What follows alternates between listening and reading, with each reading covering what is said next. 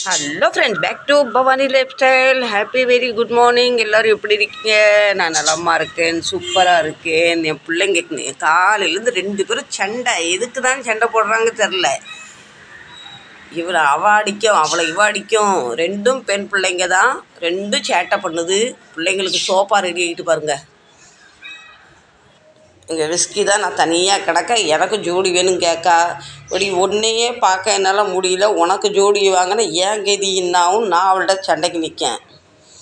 சரி ஃப்ரெண்ட்ஸ், காலையிலேயே நம்ம எழுந்த உடனே ஃபஸ்ட்டு வேலை நம்ம வீட்டை பெருக்கிற வேலை. இந்த சோப்பாவை லேசாக பெருக்கிடுவோம். நீங்கள் காலையில் எழுந்த உடனே என்ன வேலை பார்ப்பீங்க? நம்ம காலையில் எழுந்தோன்னே கொஞ்சம் ஃப்ரெஷ் ஆகிட்டு நம்ம வீடு பெருக்கிற வேலை தான். நம்ம ஊராக இருந்தாலும் வாசல் பெருக்கி துடித்து கோலம் போடுவோம். இங்கே லேசாக நம்ம பெருக்கினா போதும். துடிக்கவும் வேண்டாம், கோலமும் போட வேண்டாம். அந்த அளவுக்கு நமக்கு இட வசதியும் இல்லை. எனக்கும் ஆசை தான் கோலம்லாம் போடணுன்னு. ஆனால் பக்கத்து வீட்டுக்காரங்க தினமும் ப்ராப்பராக அப்படி கோலம் போட்டுருவாங்க. இருக்கிறத வச்சு சமாளிப்போம். என்ன பால்கனி காலையில் எழுந்தோடனே நல்லா தண்ணி ஊற்றி நல்லா இப்படி வந்து கழுவி விட்டுருவோம். நல்லா இந்த இடத்துல உட்காந்து அப்படியே ரிலாக்ஸ் பண்ணுறதுக்கு நல்லாயிருக்கும். எனக்கு ரொம்ப டென்ஷனாக இருக்குது, மனசு ரொம்ப வேதனையாக இருக்குன்னா நான் இப்படி இந்த இடத்துல வந்து உட்காந்துருவேன். சில நேரத்தில் நைட்டில் ரொம்ப நேரம் மோஸ்ட்லி என்னோடய ரிலாக்ஸ் இடமே இந்த பால்கனி தான் வச்சுக்கோங்களேன். நம்ம செடியில் நிறைய பூ வந்துருக்கு. சுவாமிக்கு ஏற்ற தினம் 7-8 பூ வந்துடுது நமக்கு. இங்கே விஸ்கி காலையில் எழுந்தோன்னு ஒரு கேரட் இப்படி கொடுத்துருவோம். அவளுக்கு கேரட் ரொம்ப பிடிக்கும். இல்லை இன்னும் நீங்கள் வச்சு நான் அப்புறமேட்டு சாப்பிடுவா. இப்போ வாங்க நம்ம கிச்சனுக்கு போய் நேற்று மாவு அரைச்சி வச்சு அது என்ன நிலமையிலக்கும் பார்க்கலாம். இப்போ நம்ம காக்கா வந்துட்டார். பிஸ்கிட்டை கொடுத்துருவோம். பாருங்க இப்படி ரெடியாக வந்து உட்காந்துருக்காரு. தினம் காக்காவுக்கு இப்படி பிஸ்கிட்டை வச்சுட்டு ஒரு கப்பில் அப்படி தண்ணி வச்சுருவேன். முக்கி அழகாக சாப்பிடுவாங்க. கொஞ்சம் நைட்டில் வந்து சுண்டலுக்காக கொஞ்சம் கடலை ஊற வச்சுருந்தேன்.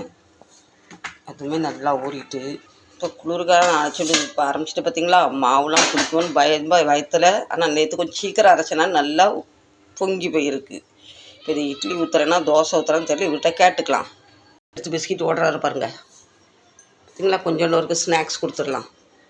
எங்கள் வீட்டு காக்காவுக்கு ஸ்நாக்ஸ் ரொம்ப பிடிக்கும். பிஸ்கெட்டோட இது மாதிரி மிக்சரு, முறுக்கு இதெல்லாம் ரொம்ப விரும்பி சாப்பிடுவார். இப்போ பாருங்க எடுத்து சாப்பிடுவார் பாருங்கள். பார்த்தீங்களா, மிக்சர் தான் சாப்பிட்றாரு. பிஸ்கெட் எடுக்கலை. தினம் பிஸ்கெட் கொடுப்பேன். நீங்கள் கொஞ்சம் அந்த மிக்சர் கொடுத்தாலும் சாப்பிட்றாரு. நான் பக்கத்தில் போனோடனே ஓடி போயிடுறாரு. உங்கள் வீட்டில் மாதிரி காக்காவுக்கு சாப்பாடு கொடுக்குற பழக்கம் இருக்கா? காக்காலாம் வருமா உங்கள் வீட்டுக்கு? இவன் என்கிட்ட சண்டைக்கு நிற்க. நீ காக்காவை கவனிக்க என்ன கவனிக்க மாட்டேங்கிறேன்னு. இந்த உட்காந்து இப்படி உட்காந்தா அவளுக்கு எதுனா வேணும்னு அர்த்தம். சீனி வந்து நிறையா இருக்குது. ஸ்பூனை நம்ம இப்படி போட்டு மூடுறதில்ல. அதனால் இப்படி குத்தி வச்சு இப்படி இறக்கிட்டு இப்படி மூணுனா அழகாக மூடிடுது. இது நான் கண்டுபிடிச்ச ட்ரிக் இல்லை, நான் யூடியூப்பில் பார்த்த ட்ரிக்கு தான். உங்களுக்கு இதெல்லாம் தெரியும். நான் எப்போ டீ போட்டாலும் பட்டை 1, கிராம்பு 1, ஏலக்காய் 1 3மே போடுவேன். இந்த கிராம்பு போட்டால் டீ நல்லா சுவையாகவும் இருக்கும், உடம்புக்கும் நல்லது. அதுமாதிரி வாய் துர்நாற்றம் இருக்கவங்க தினம் ஒரு ஏலக்காய் காலையிலேயும் சாயங்காலம் ஒன்று வாயில் போட்டு அப்படியே சப்பி அந்த நீரை உமிழ்ந்து அப்படியே முழுங்குங்க. வாய் ஸ்மெல்லும் போயிடும். இதுக்கு நிறைய பேர் டாக்டர்கிட்ட போய் லட்சக்கணக்கில் செலவு பண்ணுறாங்க. அப்புறமா சுண்டலையும் வச்சாச்சு வேகிறதுக்கு. இப்போ தேங்காய் ஒன்று வாங்க வந்துட்டேன். ஒரு தேங்காய் 30 ரூபாமா. இன்றைக்கி இவருக்கு தோசையும் தேங்காயும் வேணுமா. கிतना? 30. अच्छा है क्या ये?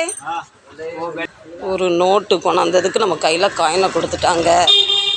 இப்போ சொல்லுங்கள், தினம் நம்ம தேங்காய் சட்னி சாப்பிட்டா நம்ம நிலமை என்ன ஆகும்? இந்த காய் இப்போ உடைச்சனா தாராளமாக 4-5 பேர் தான் சட்னி சாப்பிட முடியும். 30 ரூபா.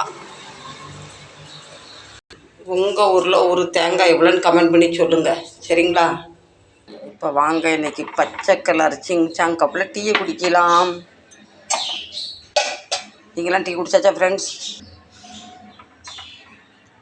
சியர்ஸ். டீ குடித்தாதான் நமக்கு ஒரு எனர்ஜி.